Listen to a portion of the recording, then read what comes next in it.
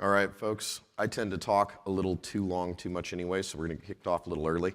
First off, I want to apologize for the shaky screen. That is actually happening. That's not because you drank too much last night. Apparently there is an air conditioning conduit underneath here or something that is vibrating the floor. It's actually pretty fun. After the speech, you can come up and stand there and you can feel it yourself. It kind of feels like you're, at like an amusement park or something. But my advice would be to look at the screen, then look away. Look at the screen, look away, right? Welcome to my speech, and thank you very much for coming out to RVAsec. First off, I want to start by just thanking every one of the people that are involved in putting this conference together, the staff, the crew that helps run it, Jake, Chris, everybody else. This is an amazing event. This is the second time I've got to come out for it, and it has quickly become one of my favorite events to go to each year. Hope you guys feel the same way. Well, good morning. My name is McOmie. Most folks who probably know me through the industry know me as Pyr0. I have worked in this industry for a really long time, and we'll get into that in a minute. I'm one of those old graybeard guys, but I traditionally used to do a lot of speeches about espionage and, all kinds of different things around penetration testing and red teaming, and then I became old and I became an executive. And I started running security practices on and off about 10 years ago. And over that time, I got to see multiple sides of the business as far as like sales and marketing and staffing and budgeting and all these things that I'd never done really as a pen tester.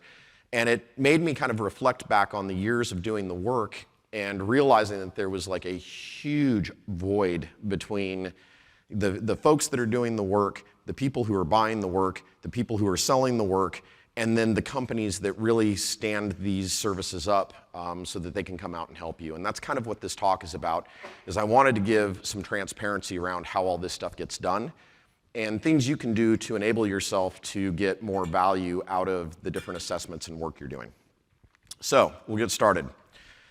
Why am I giving this speech? Well, I touched on that a little just a second ago, but really it's because I keep watching people out there dump their entire annual security budgets on programs or special needs or some kind of a requirement that's being told to them by an industry compliance group or a third-party partner is telling them that they have to go out and do a pen test or whatever. But in the end, I watch people spend a lot of money that doesn't necessarily result in a positive or maturity type change for that organization. So when we spun up the practice that we have at Blue Bastion, one of the things that Q, myself, and my teammates all talked about is that we wanted it to be different, right? We'd all done pen testing for all these different companies. We've worked at all these different places. But in the end, you do the work, you write the report, you hand somebody the report, and then you don't even know if they're going to look at it. And it felt like there was a lot of that process that was really busted and broken, so we wanted to do something a little bit different. Another thing is that I no longer want to stand by and let really shitty assumptions and limitations and, piss poor work be something that our industry accepts as okay. I think we need to hold ourselves to a higher standard, and I think that we need to really focus, instead of trying to be rock stars or looking cool or coming up with the neatest piece of zero day, we need to step back, really have some empathy, and put ourselves in our customers' shoes and try to understand what's going to be the most meaningful, powerful thing that's going to drive and create good change within their environment. The other thing that anyone who's worked with me ever knows this complaint that I have, which is I think it's hilarious that we have some of the smartest people in the world in this industry. Like, by default, most folks in this industry are pretty sharp, right? But we can't agree on basic things like words. One company, a pen test is one thing. A pen test is another thing at a different company. A pen test is another thing at a third company. We have to get to a point where we actually have some responsibility and liability in what it is that we're claiming that we're doing and how we're really leveraging that or using that to help customers. The last part was really I got tired of watching leadership, sales, legal, procurement, compliance, IT, and everybody else coming to the table every single time we were trying to scope out a piece of work, right, like a pen test or something, and they all think that they have the right idea as to what needs to happen in order for it to be something that's valuable, for something that's going to be able to show a return on the investment. And when you start doing that, it's too many cooks in the kitchen. It becomes a bit of a problem. You need to have a unified view where those teams are all working together towards a common goal that define requirements and other types of things to make the work better. So the big goal of today is really, I'm going to push all of us who work in this industry to provide greater transparency, honesty, and value to our customers. And for those of you who aren't delivering or doing this type of work, you're buying these services from companies, I want to enable you to be able to know really what are the types of things that you can do, say, and be looking for to make sure that you're getting the best value out of your spend, as well as really making sure that you understand it's okay to not let third-party providers tell you what you need to buy. You need to be the one that's aware and familiar with your company, with what you're trying to accomplish, and really, take the lead on that type of a thing. Your third-party company out there should be your partner, not really a provider or somebody that's just looking to collect a check. If you haven't noticed already, when I start getting excited about things and passionate about things, I do cuss. So I've put an explicit advisory label on here, because as I get wound up and start telling stories, you're likely to hear more cursing. If you don't like cursing, there's the door. So who am I and why am I up here and why are you listening to me? As I said before, my name is McOmie. I'm the founder of Sky Talks. I worked for DEF CON for 23 years. I'm on my 5th security practice. I helped run services and worked at companies like Coalfire, British Telecommunications, One World Labs, Mayo Clinic. I've done this stuff for a long time. I spent 5.5 years in the earlier part of my career working for the United States government, doing offensive security. And I'm involved in a bunch of community shit as well. Absolutely love my 303 family and brothers. For those of you that are out there, love you. And this is really truly my life. I don't, and really have been lucky enough to never see this as a job or a career. It is just who I am, and I really love that. So let's get started. For those of you that were here last year, you probably saw my speech, You're Doing It Wrong. I talk a lot about worst industry practices and things that we are still doing today that make absolutely no sense for us to be doing today in 2024. Usually it's stuff that's carried over because of misconceptions or beliefs or the way that the industry used to function clear back in the late 1990s, early 2000s. So this speech kind of is a tilt to that with the different case examples that we're going to kind of talk through.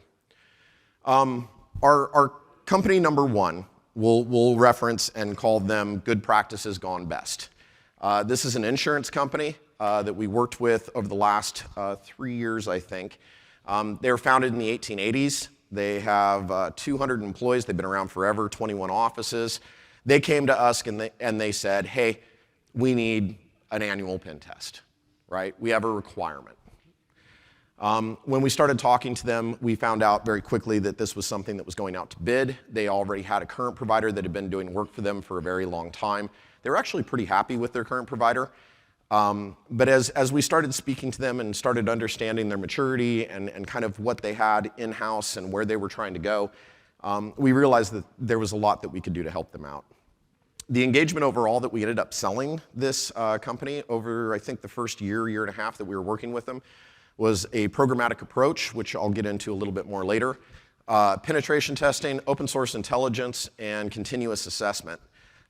The OS sent on this one was pretty cool because a lot of times when people come to us and ask for us to do these types of things, they're really trying to learn about what's out there about their company.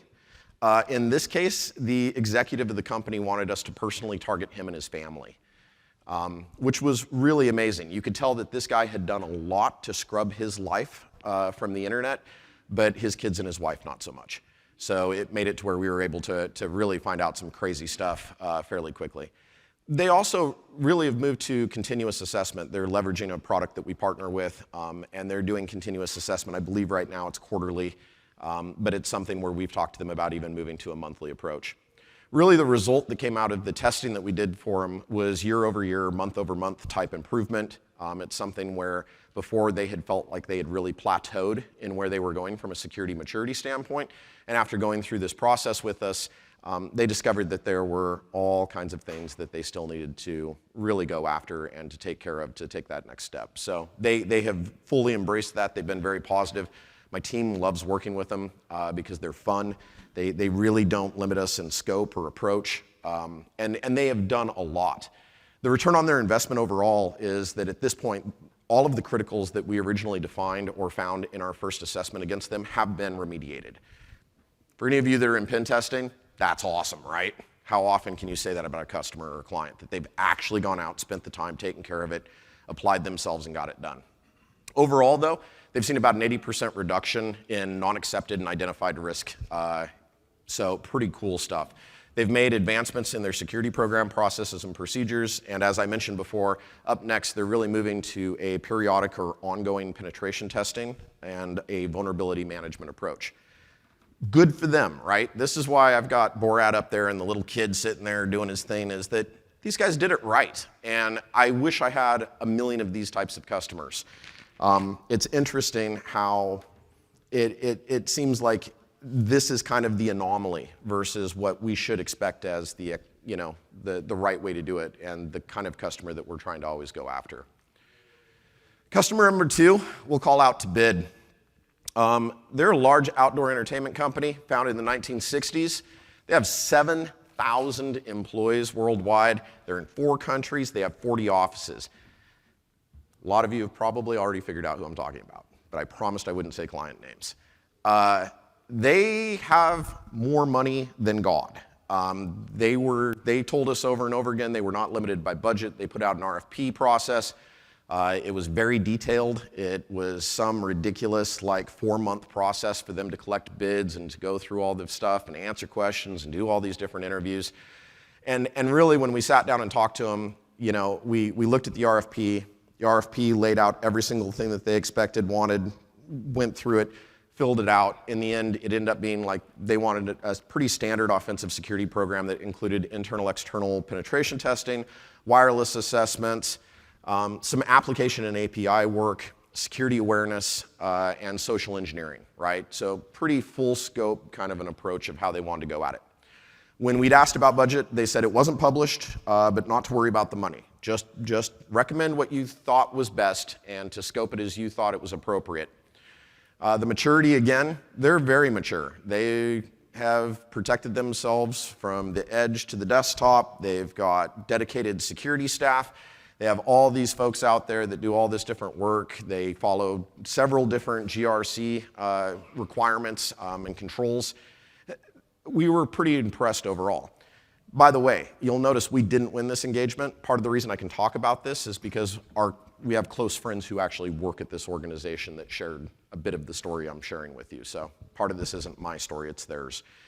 In the end, the problem was that their budget. So after all the time of them telling us not to worry about money and that money wasn't going to be an issue and everything else, we found out that the engagement was awarded to what they considered the cheapest qualified bidder. And this is a very big problem that exists in federal, in government, in large corporations, is this fucking RFP process. And I'll explain more here in just a second. But they came in, they did the work. Apparently it wasn't bad, right? They did a good job on their pen test and their vulnerability assessment and doing all this other stuff that was there, and they did okay in the training. The person I was talking to in 303 that was sharing this story with me, it wasn't that they were disappointed, really. It was that it was the same old shit they had already been doing. So this organization that's very advanced, been doing this stuff for 10, 15 years, did a rinse, wash, repeat. They spent this huge budget, did this whole RFP process, wasted all these people's time to essentially do a repeat of everything they'd already been doing for the years before. They didn't learn anything new. It didn't give them any different prioritization around getting remediation or work done.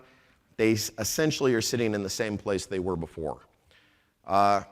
Interesting thing about this is this company was then later compromised. When you go and look at what happened in the compromise, It was a fish. So they spent all this money and all this time to do all these resources and everything else to have one person click a link, and then it ended up costing them an insane amount of money to deal with ransomware. Company number 3, the renewal. This one's pretty awesome. I actually really enjoy this one, and we tell this story a lot lately because it's been a great win for my team. The provider was somebody who, they write custom software. It's an HR software management company. And they really were proud of their maturity, their development life cycle, everything else that they were doing. They have really smart people working for them. And again, the cool part about working with really smart people is they're happy to know when they're wrong. And they came to us after they had had a compromise. They said, hey, we've been scoring nothing but A's for a long time with our current provider. They're really smart. They're sharp people. They're well respected within the industry. Every time they do a pen test for us, we're an A. We're in a good place, but we got fished. And that kind of happens. And we just thought that we'd have better control and be able to shut this down quicker. And instead, they went through and just absolutely handed us their ass. So what are we going to do? We want to do a pen test, and we want somebody to come in and third-party validate the environment. We want to make sure that things are actually locked down the way that we've been told they're locked down. Can you bring in the team? So Q, and I can't remember who was the other, Byron, went and did this pen test with this company. We were double the price of their current provider. And it was because we wanted to make sure that we had adequate amount of time to actually do decent work and really have a focus on post-exploitation, because it was something that they said that they were really kind of blown away when they had been compromised, just how easily someone was able to kind of move through their environment, lateral movement, maintaining persistence, those types of things. But Q and Byron had DA, network DA Active Directory domain administrative access in 8 minutes. Lack of SMB signing, broadcast protocols, right? Every single penetration team out there in the world, it's the first thing they try. Almost every single threat actor group or nation-state sponsored attack or toolkit that you find out there it's going to be the first thing they try. And it worked. And as you can imagine, our point of contact was less than happy. Very happy with us. Very pissed at the other provider who had been giving them A+ report cards all this time. So we've started working with this customer. They've kind of opened up the shop to us. We're currently in a process of helping them integrate security into their app and their API development process as well. It was him? Oh, it was your first step. There you go. That makes the story even better. So Akil got 8-minute DA, and it was his first pen test for us. First pen test when working with us. So again, these guys have been spending all this money, all this time to be told that they're pretty, when really they were just a painted pig. So, sorry, Wyoming, colloquial term there. But in the end, it's resulted in a larger budget. They've had a heavy reduction in the risk and the things that are out there. We're now giving them a real score and true visibility into what their environment looks like. They get it. And the best part is that after we started doing this work for them, you could see they embraced it. They loved it. They actually felt like it was valuable, where I think that before they were just kind of happy to get an A. They now understand the value of what we're working on and what we're doing. Company number 4 was really created for this speech. Myco LLC is my wife's company. It is a mushroom company and research kind of project that we've been doing for quite some time. Really, we were going to leverage it and call out everybody in the industry and say, hey, we're this little farming company and we want to get a pen test and everything else. So I started making a whole bunch of phone calls and trying to collect bids. And about 90% of the bids that I tried to collect, the salespeople were actually smart enough to go out and Google the company, and they went, that's that fucking Pyr0 guy. What's he doing? So it kind of ruined a lot of what I was trying to do from the secret side for this speech, because everybody was like, no, we know who you're doing. We know what you're doing. We're not going to, you're a competitor. We're not going to give you our pricing. We're not going to share with you our bid sheets or our proposal language. You're just tough out of luck. I did get like about 3 or 4 companies to work with us on putting this together, so we had some stuff to look at. But in the end, once again, got to give it to my 303 family. I reached out on the 303 mail list and I said, hey, you know, about half of us on this list like actually work and do this industry for a living. I want to sign for NDAs or real legal binding NDAs, whatever it takes, but let's sit down and let's actually talk about rates. Let's talk about how we scope work. Let's talk about, you know, what you're selling, how you're selling, what the hot topics are. And at the end of this, you give me this information, and at the end of this, I'll give you all the information that I learned from everyone. So everybody pitch in, and we'll make an awesome stew together. It worked out great. You know, Justin from Digital Silence jumped in. Nickerson from Lora's jumped in. Like, I can just go down the list. All of my 303 brothers were more than happy to participate in this, and it was great. I took all the information that we'd gathered over the period of about 2 weeks' time, sat down, started reading through it, and realized there was a lot we could do to improve our practice and to make ourselves better, as well as the fact that we were definitely not charging enough money for some of the stuff we were doing. So from a VP who's running a practice, it was kind of a kick in the teeth in one way because I realized that I was undervaluing my team and the work that they were doing. But at the same time, it also has made it to where we had a lot of small to medium-sized businesses that were working with us that otherwise couldn't afford some of this stuff. So we've continued to be somewhat flexible based upon who our customers are, their needs, whether they're nonprofit, those types of things. But in the end, what it really taught me was that if we can, as an industry, open up and be transparent with each other and not try to treat this stuff as industrial secret, we can actually end up providing a way better service and way more value to our customers. So why is it so damn hard? I usually include one of these speeches, or one of these slides in my speeches, and I think that it really helps kind of connect people to the challenges that they feel day over day when they go out to do this stuff. You know, it's really hard if you don't work in information security and you are being legally required by a compliance requirement or some control out there. It's really hard to get out of that mindset of trying to check the box. You know, those of us that are in this industry understand that checking a box is literally nothing more than the most legally minimum viable solution is the way to look at it, right? And if we're out there trying to be professionals and trying to do the best that we can to protect people and protect the data, the company, the products, the things that we're putting out there, we've got to try to do something better than what's the one step above throwing us in jail, right? That's kind of piss poor. So that's kind of my first real push at the industry is I think that people need to take it to the next level and really start focusing on what matters to them, their organization, what's important and what should be prioritized versus doing it because a control told them to do it. Next one on there are excuses, limitations, exclusions, and assumptions. What I mean by this is that if you've ever worked in penetration testing, one of the biggest frustrations you run into all the time are tighter limited scopes. A good example that I love to pick on the credit card processing industry for is that all these people out there that have to be PCI compliant, you'll watch them spend sometimes what is their entire annual budget to do nothing more than to validate the controls and the environment in which they are doing credit card processing to meet a control checkbox. What's the issue with this? Most large corporations out there that do any form of credit card processing, the CDE environment that holds all that cardholder data and the computers that do all this processing and everything else, it might make up 5% of their overall environment. And if they've built it correctly, that environment that's such a tiny little sliver of the overall corporate assets that exist is probably actually created uniquely, maybe even by a third party, for the purpose of credit card processing.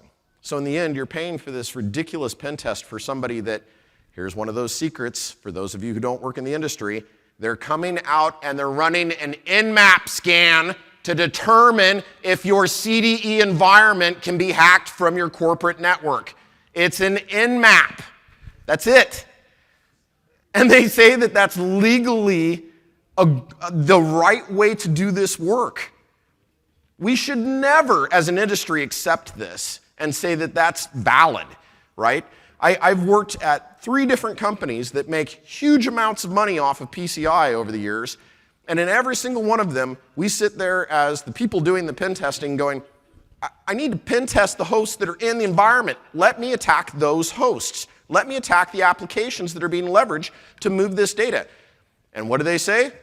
Nope, nope, nope. You just got to test from the outside in to make sure that segmentation has occurred and that these different controls are in place. That's about all it says from a legal requirement standpoint. That's depressing. We can do better than that, folks. Another one up here is the uncomfortability with, uncomfortability? Is that a real word? Being uncomfortable with being transparent. We see it on sales side because sales is always afraid that they're going to leave money on the table if they're transparent about the cost, the hours, the LOE, these types of things, right? They want to try to get every single penny out of a customer that they possibly can for whatever it is that they're selling. And the problem that we have as clients tend to be very, very worried about that because they've gone through the sales process with other companies many, many times where they know that if they say, hey, I've got a $30,000 budget for this pen test, I know it's not a huge amount of money, but we can get some good stuff done, right? Guess how much that bid's going to cost when it comes back from sales? No matter what the services are. It's going to be pretty close to $30,000. It might be $2,000 or $3,000 under to try to make it, look, we stayed within your budget and look at all this value we're giving you. But the truth is that if we can actually just open the books and be honest with each other and focus instead on the goal and the priority of what it is that we're trying to accomplish, the money thing becomes less of an issue. Another one that I absolutely hate are quotas, spiffs, deals, and incentive programs for sales. You all know about this, even if you're not in sales, because end of the month starts rolling around, spiffs come out where the people that are selling these services get incentives to close business, and what happens to your inbox and your phone, right? Blows up. 1,000 different messages, 100 messages with people trying to sell you shit. And in the end, they don't even know if you need it, right? They're just fishing. They're throwing out a line and they're trying to get somebody to bite that bait and so they can reel it in and close some business to close out their end of their month. Don't be that guy. Don't help them with that. That hurts you and it hurts them. It hurts you because you're probably not going to actually get what it is that you need at that time. You're just buying something because it looks cool. It's an impulse buy. Maybe it's cheap. It looks like a great deal. But it also makes it to where you're not helping them because now that salesperson who I have to work with is going to be focused on the quick sell versus trying to do something that's going to be valuable and meaningful to you.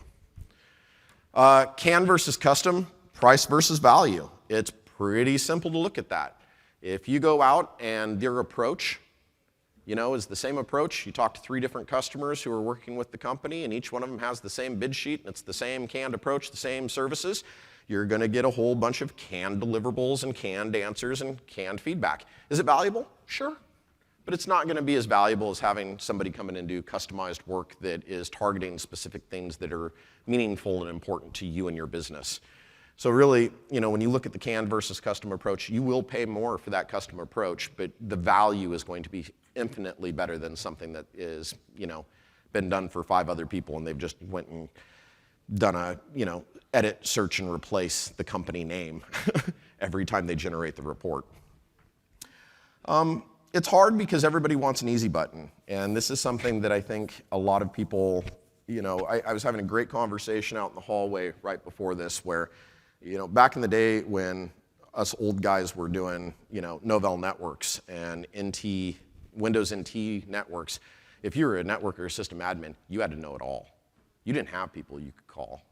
This is the birth of the internet. A lot of this stuff, it wasn't something you could just go, quote unquote, Google to find an answer. So you had to know it all. Nowadays, the complexity of how things have ramped up and how we leverage technology with our environments is so insane that it's impossible to know it all. So if you find yourself being one of those old graybeards where you're trying to control everything, you're trying to wear all the hats, you're trying to get everything done, you want to be on top of everything, you're probably doing your company a disservice. You need to find yourself teams of people or third-party partners who have specializations in the things that you want to do, and then lean into them, right? Leverage them as your resource so that you can do things better. That'll help you on that next one, which is that nobody wants to look bad. Well, where you're going to look bad is if you fall down on your face because you're trying to be the guy that knows it all or does it all. And really, the other one that makes it hard is lack of understanding. Again, when you're talking to legal, you're talking to executives, you're talking to non-technical people, it's really easy to get lost in the weeds with what it is that we do, how we do it, why it matters. And you'll see in a moment here how that really hurts us with reporting as well. The other part, to give you another peek behind the curtain, is you're one of many, right? If I'm running a security services company, you may be one of 100 customers that I talk to that month. What's going to make it to where, as the person who's selling you the work, as the provider who's bringing in a team to do the work for you, what's going to make it to where you stand out, where we're going to spend that time and show you that value, right? You're just another customer. What is it that's going to make it to where your engagement's special with that company? So, some tricks, side by side, apples to apples.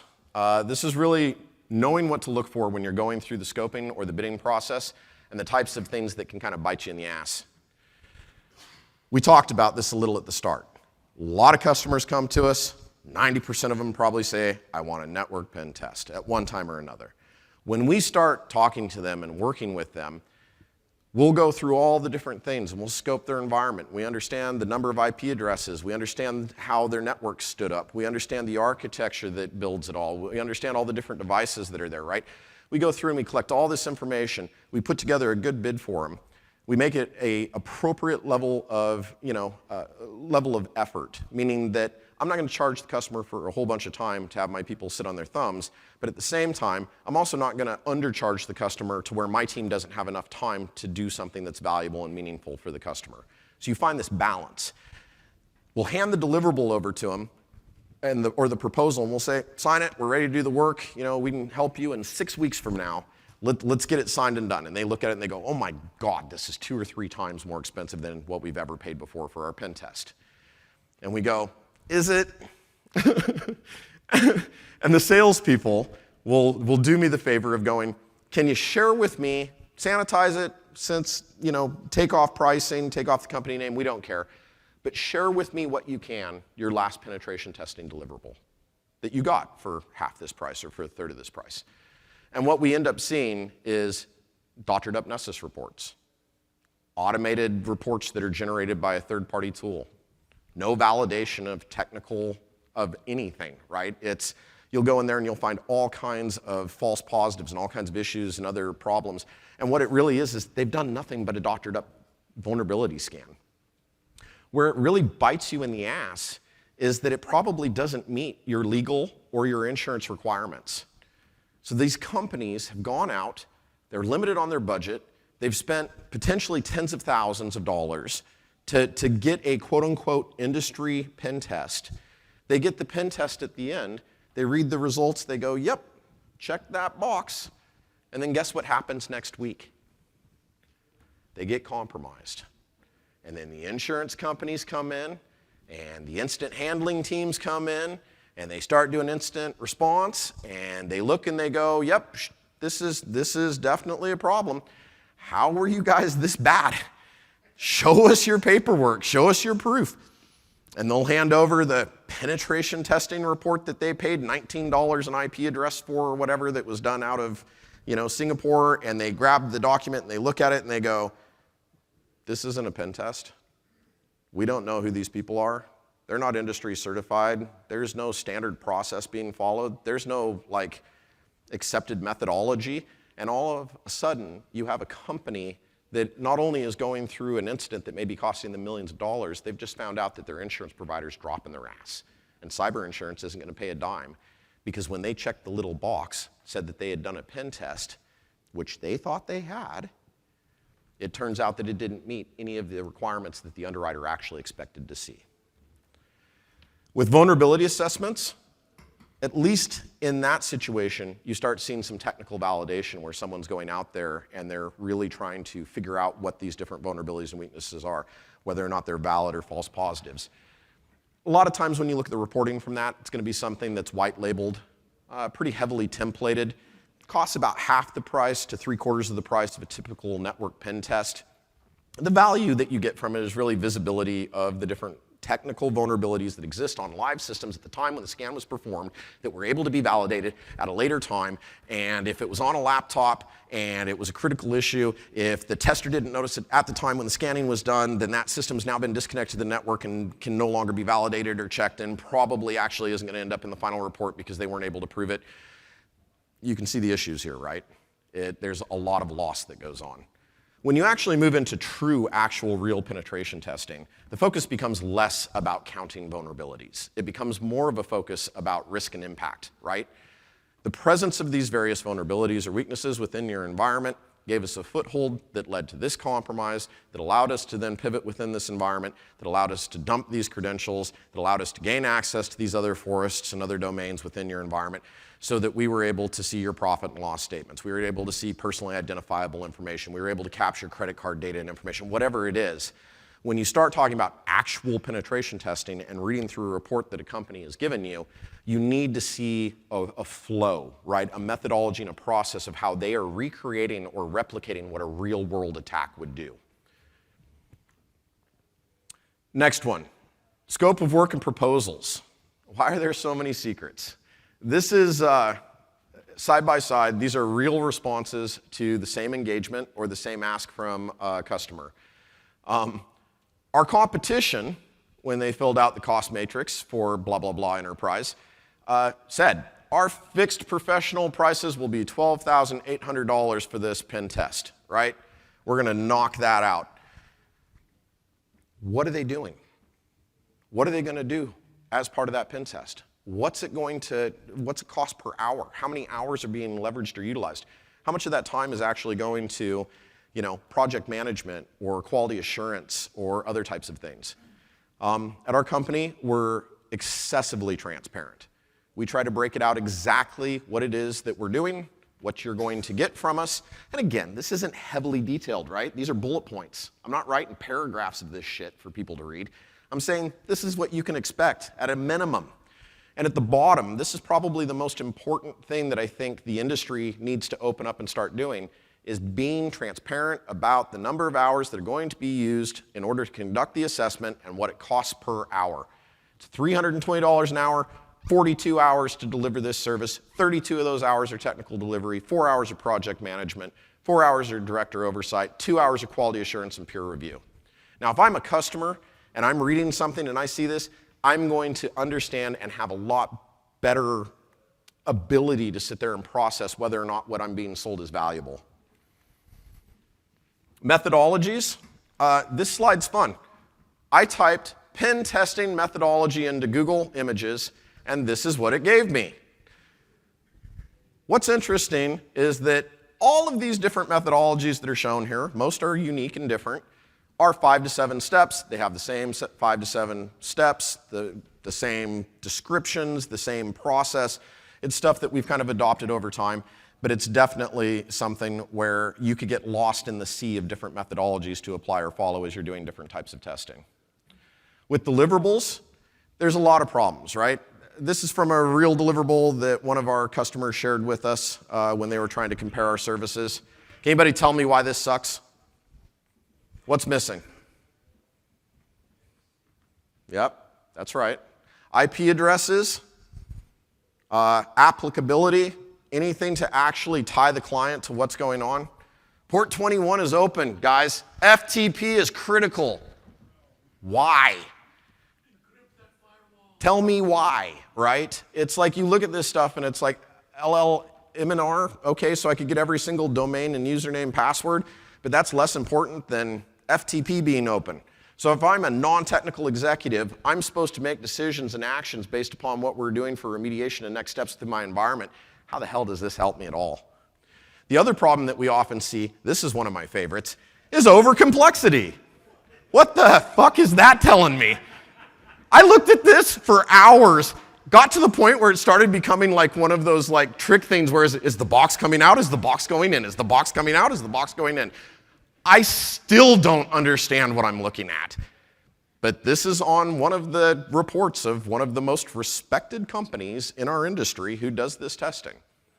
I called somebody at their company. I said, explain this to me. They did. It took them 20 minutes. I still don't understand it. Oh, this is my other one. This is great. So the other thing you get is instead of lack of detail, you get people that are like, we're going to show you everything. This report in the middle is one finding showing the screen output where they validated that a denial of service attack worked. The whole report is 27 pages, and what you can't see, because my screen isn't big enough, is that 7 pages is bullshit console output that if I'm a non-technical administrator, right, I'm an executive, I look at it, I go, shit, these guys did a lot of work. Look how busy that is. No, it took like 2 seconds to generate a crash dump, and then they decide that that's the valuable thing they're going to add to the report. If you work for me or you work within our company, one of the biggest things I stress all the time is it does not go in the report unless my team is sleeping, unless it has value. They hear this shit all the time. That's why they're tuning out. So if it's not valuable, it shouldn't be in the report. If it's not something that's going to move the ball forward, why are you wasting time and wasting the customer's time putting it in there? This is the other one you'll see, right? Pretty colors. Talks about what the vulnerability is. Might even tell you what it's, what IP address is it on. Can anybody tell me where this comes from, the language? Exactly. It is a raw output from Nessus that they've put some pretty banners and headers on, and now they're charging you, $30,000, $40,000 for your pen test. Our reporting looks like this. And again, this is not a sales call. I keep not trying to say our company name and those types of things. But you can see we actually give a very thorough breakdown, step by step. The person who's reading it should be able to repeat the attack that we did. They should be able to be capable of going and doing remediation testing based upon the information that we've provided. And we tell a story. We walk them through why the vulnerability matters and what the actual impact was to the company. Oh, whoops, that's a good one. I gotta go back to this. This is the other thing that you'll get all the time in this industry. Projects and limitations. This is on a deliverable. This is not on like a pre-engagement. This is a deliverable. Company got hired. They came in. They were doing a NIST CSF assessment, gap assessment against this company. We lost the engagement. They didn't give it to us. We charged way too much time and way too much money in the client's mind. Client goes through their assessment. Takes them 32 hours. You ever done NIST CSF? How much do you think you could get done in 32 hours? And at the end, they get this deliverable back that has all this executive language and all this fluff and everything else. And at the very bottom in the appendix, it has that limitation. Due to limited face time and documentation provided by the target, a comprehensive assessment was not performed. So the customer paid for something. They didn't want to pay for it. They didn't want to pay the value for it that they needed to actually get something meaningful out of it. They conducted the work. They wrote the report. And in the end, when you go back and you look at the report, they addressed something like 8 of the controls of the CSF. 8. And somehow the company, again, if you're not a technical person or you're not involved in governance, risk, and compliance, you probably don't realize you just got ripped off. And that what you paid for doesn't move the ball forward. That's the kind of stuff you've got to really watch that fine print because people will screw you over with it. So I got to move quick because I'm 10 minutes down. Methodologies, myths, and legends. When you pick a methodology, understand the approach and why it's going to be meaningful to your company, right?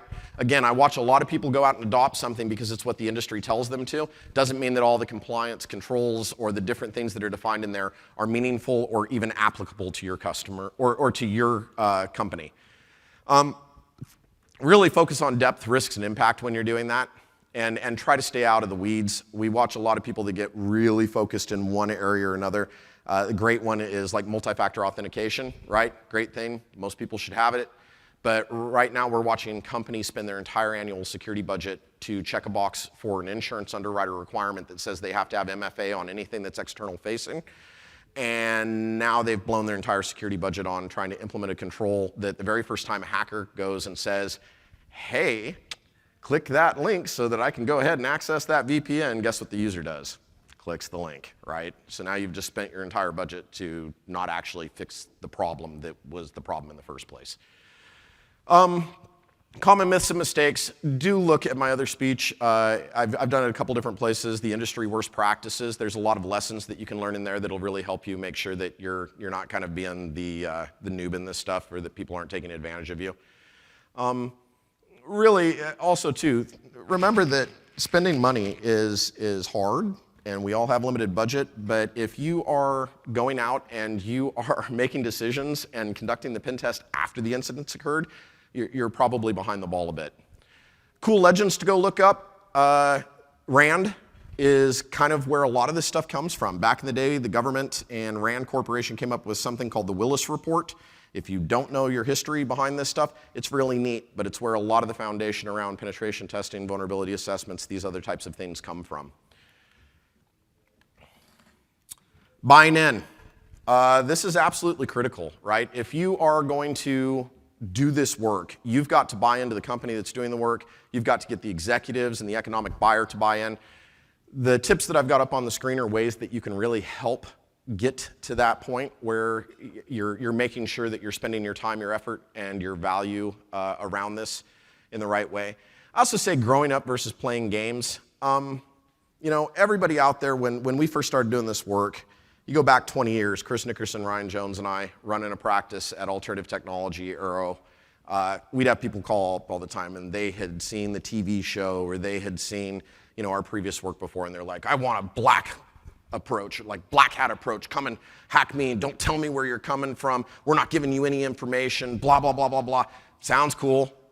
But now you're paying somebody to do a whole bunch of open source intelligence. You're paying somebody to do a whole bunch of information gathering. You're paying somebody a whole bunch just to learn something that if somebody went and got a job at your company, within the first week of them working there, they'd probably know all this shit anyway. So why are you wasting your money having somebody do an approach that actually isn't helping move things forward? I tell everybody anymore, white box is great. Let's share openly. Leverage our capability and our talents to help you get the answers that you need. Or if you really do want to do it from a controls testing perspective, like validating and testing your blue team, then take a gray box approach or purple teaming. I'm going to jump forward a bit just because we're running out of time here. When it comes to execution, know your role. If you are working within an organization or a company and they are, you know, asking you to go out and do this type of work, be the person that enables this stuff. Don't get in the way. Be strong about your communication. We often open like Slack or Teams channels with our customers while we're performing the testing so that there's a two-way communication street versus just having it's 8 a.m. in the morning, I'm starting a pen test and here's the IPs I'm going after. It's 5 p.m. at night, I'm done with pen testing for that stuff's great. That's good for notification. But most of the time, if you're the customer, you want to try to be more involved in that. So demand more from the people that are doing the testing. Another one that I'd say on here really is the honey versus vinegar is critical. We get a lot of people who, when we come in and do a pen test and we hack something within their environment, they take it personally. And they turn into assholes. And they like to tell us about how much of a prick we are because we're doing the one thing that they paid us to do that's actually we're doing to help them. Don't be that guy. Go out and help people, you know, find this stuff interesting. Realize that no one's perfect, and the whole point of why you brought us in the first place is to help you become better. Next, the deliverable. Ask for a draft report. Before you buy anything from any company, ask them for a sample deliverable. Show me a copy of your work in a previous engagement that's similar to what I am buying. That is one of the most powerful things today that I can teach you. Because you get the opportunity to validate and see what's left after they're done doing all their cool hacky stuff, and after they're done writing their report and they've walked away, that report is the only thing that you have left to show value of your spend. Is that going to be something that's going to be meaningful? I've seen companies that do mediocre pen testing from a technical standpoint, but have really strong deliverables, and it's more valuable to customers than people who go in there with no tools, complete black op, zero-day approach, and they write some big technical validation document that really doesn't help the customer or the client at all. These are the big secrets I want you guys to take away. Of the stuff we've been talking about, get a commitment that you're the single focus of the consultant who's doing the work. You'll work with a lot of these companies. The reason they're able to give you good pricing is because their consultant is maybe conducting 2 or 3 pen tests at a time. That is horrible. No human can keep all that shit straight in their head. That is a bad way to run a business. If you were out there doing this and you were running a business this way, stop. So demand from the people that are doing the work that you are the focus of the consultants who are conducting that work and that you are spending the time and the money on. Don't let them bait and switch you. If you get on a sales call and they bring their top technical talent to the team, that top technical talent had best be the people that are doing the work for you. Not somebody that they just hired that has less than 1 year of experience running these tools, doing this work, writing these reports. Again, ensure that they are committing resources and capabilities to you. Ask for specific breakout on pricing and services as we showed. Wrap up calls with a summary. Every time you're done with the call, have a little, what did you hear? Here's what I asked for. Here's what I heard. Go through that process to make sure that they haven't missed something. Don't accept one and done approaches. What I mean by that is really, if they come in and they do the default standard, lack of SMB signing, broadcast protocol attack, and they dump your DA creds, that's not the end of your pen test. That should not, I'm over time already. That should not be where the job is done, right? You should have them going and spending the time and the effort to try to find as many avenues of attack as possible. The other thing is that when you're doing this work, don't just get lost in the technical side of things. Don't just focus on live machines. People, process, technology, and data all need to be part of the assessment and the overall security program that you're creating. So get those things done well. And the last thing I'll say is good work ain't cheap, and cheap work ain't good. If you've ever gotten a tattoo, you've probably seen that up on the wall. It applies to penetration testing in our industry as well. Q&A. Did this help? Was there anything in this beneficial, or do you learn anything new? Anybody want to share a story that they've gone through with this? You want to tell us about the TV show? No. No. You can go watch it. It's so long ago. Jason? On the report, did you mention the part about where the remediation should be, where you're talking about how to fix it? Because I saw some a little bit, but I didn't see really going into it. We do. We actually start at the top of it. If you looked up there, you could see it at the very top. Right, exactly. And then we follow with remediation. Well, folks, I just got the STFU. As you can tell, this 50-minute speech should actually be about 2 hours long. But I will be around. I'll be floating about in the hallway and here at the conference. If you have a story or you have something that you want to share with me, please find me, hit me up. I love talking about this stuff in depth with people. Here's my contact information for just about everything in life. I do prefer HF radio versus all this other stuff, so find me on FT4 and FT8 nerds. And we'll have a good time. Thank you so much for coming.